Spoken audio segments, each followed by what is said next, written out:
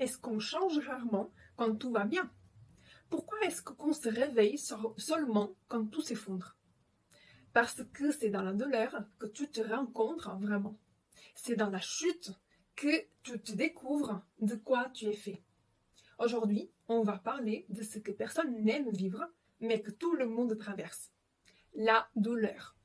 Et surtout, comment elle peut devenir ta plus grande force. La douleur, ce n'est pas ton ennemi. C'est un signal. C'est ton corps, c'est ton âme, c'est ta vie qui crie que tu n'es plus aligné. Ce n'est pas confortable. Non, ce n'est pas confortable. Mais c'est utile. Sans ce choc, tu resteras dans ta zone grise, celle de presque heureux, de presque épanoui. Et cette douleur, elle t'oblige à bouger. Elle casse tes illusions, elle t'arrache à ce que ne te sert plus. Je te donne un exemple court. Un job toxique, une relation vide, une santé délaissée. Souvent, tu t'attends que ça fasse mal pour agir. Dis-moi en commentaire si c'est pas vrai. Alors, tu as deux choix. Subir ta douleur ou t'en servir. Si tu choisis de la transformer, elle devient ton carburant. Et comment tu peux faire ça? Alors, en premier, observe-la. De quoi elle te parle vraiment? Quels besoins non respectés se cachent derrière? Deuxième, note-la. Mets des mots sur ce que tu ressens. Tu vas clarifier ta direction. Troisième, agis, même un petit pas. Parce que l'action, c'est ce qui brise la paralysie. Maintenant, je veux bien que tu réfléchisses à cette citation. Ce que tu n'as pas le courage d'affronter, la vie te l'imposera jusqu'à ce que tu sois prêt.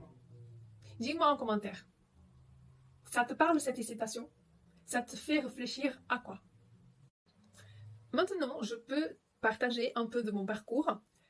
Donc, comme vous savez, si vous me suivez un peu plus longtemps, donc j'ai arrivé en France à quelques années et du coup, normalement, qui ne sait pas parler la langue, le métier proposé, c'est toujours le métier de femme de chambre ou femme de ménage. C'est un métier que je respecte beaucoup, car c'est un métier que c'est un peu ingrat, un peu pas reconnu. Alors si on fait ça pendant plusieurs années, le corps s'abîme très vite parce qu'il y a des tendinites qui apparaissent un peu partout. Donc c'est très dur. Et moi, quand j'étais jeune, je suis arrivée avec 20 ans. Donc c'est le métier proposé. J'étais bien contente d'être là déjà. Et j'ai commencé à connaître, à apprendre ce métier de femme de chambre. Et ça a passé 1 an, 12 ans, 3 ans, 4 ans. Et j'ai commencé à avoir des tendinites. Donc, c'est un métier douloureux. Donc, moi, je me suis dit, j'ai fait des infiltrations aussi sur le poignet par rapport à cette tendinite-là. Et c'est quelque chose de douloureux. Donc, s'il y a des femmes de chambre de ce côté qui me regardent, je vous respecte énormément car je sais combien votre métier est dur. Donc, comme je disais, c'était très dur. Et c'est là, dans cette douleur-là, que je me suis fixée un but, que je me suis dit, je ne resterai pas toute ma vie femme de chambre. Je vais apprendre à parler français déjà. Je vais apprendre à faire de plus. Alors, je vais apprendre à faire mieux, de mieux en mieux. Commencer à me dédier encore plus, de ne pas regarder mes heures, de me montrer disponible pour apprendre, parce que une chose que j'adore, c'est apprendre. Donc, j'ai eu aussi la chance d'avoir des gouvernantes qui m'ont donné ma chance aussi.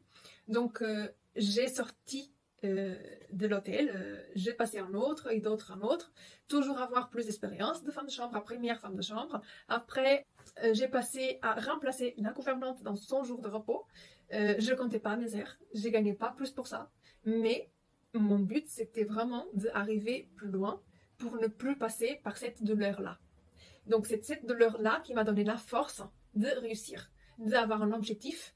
Déjà, je savais, alors j'observais, car je savais que c'était par rapport au métier de femme de chambre quelque chose que je ne voulais pas. Donc du coup, j'ai observé, je savais qu'est-ce que c'était. Donc j'ai mis des mots.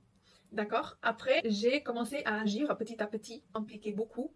J'ai essayé, alors j'ai commencé pour aider mes collègues à droite, à gauche. Après, je voulais toujours savoir plus et j'ai eu la chance de pouvoir faire le jour de repos de nos gouvernantes. J'étais toujours prête à apprendre, à faire mon mieux. Je me suis donnée à fond et Jusqu'au jour où j'ai eu la chance que m'ont proposé de vraiment remplacer tous les gouvernantes d'un groupe d'hôtellerie.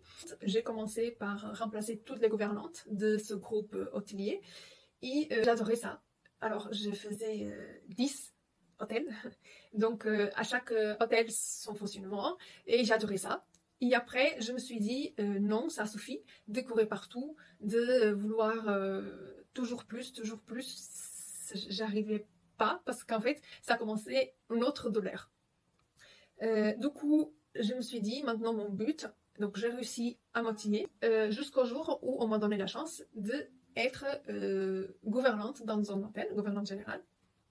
Et j'ai bien sûr rattrapé cette chance et c'est pour ça, voilà, que finalement, cette douleur-là, à longtemps, quand je me suis fixé un but, donc j'ai réussi à sortir de métier femme de chambre, d'arriver à être gouvernante générale dans un hôtel.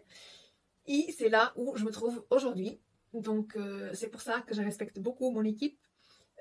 Quand il faut encore faire des lits, encore aider à faire quoi que ce soit, moi je vais aider parce que on est une équipe, j'ai dit tout le temps. Et moi, je donne l'exemple par l'action.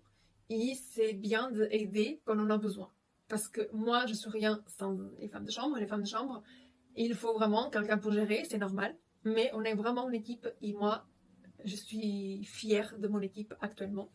Donc, et pour ça, mon petit exemple que je voulais vous montrer que je suis là où je suis aujourd'hui, c'est vraiment grâce à ma douleur du début de mon parcours qui m'a fait vouloir monter pour sortir justement de cette douleur-là.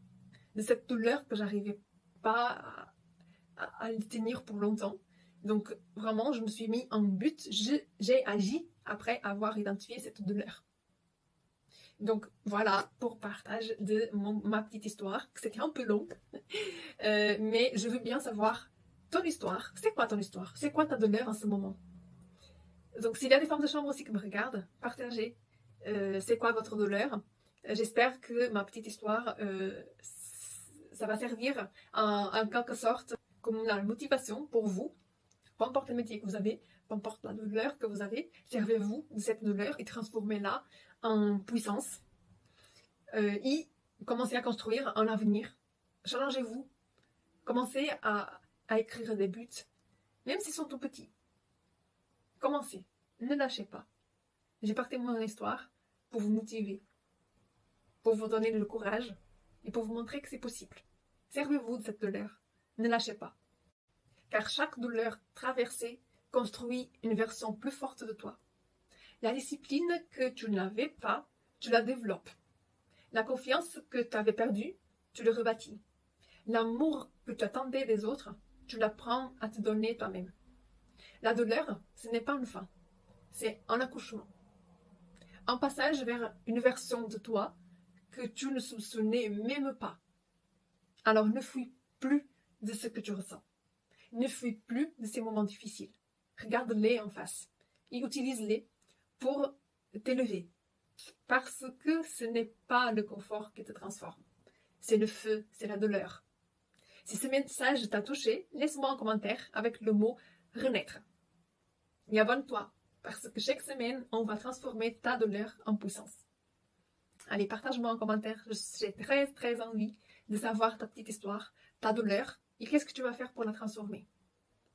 Je veux vraiment aider avec mes mots, mon histoire, mon exemple, et te tracer un peu le chemin que j'aimerais avoir quand j'ai commencé. À la semaine prochaine.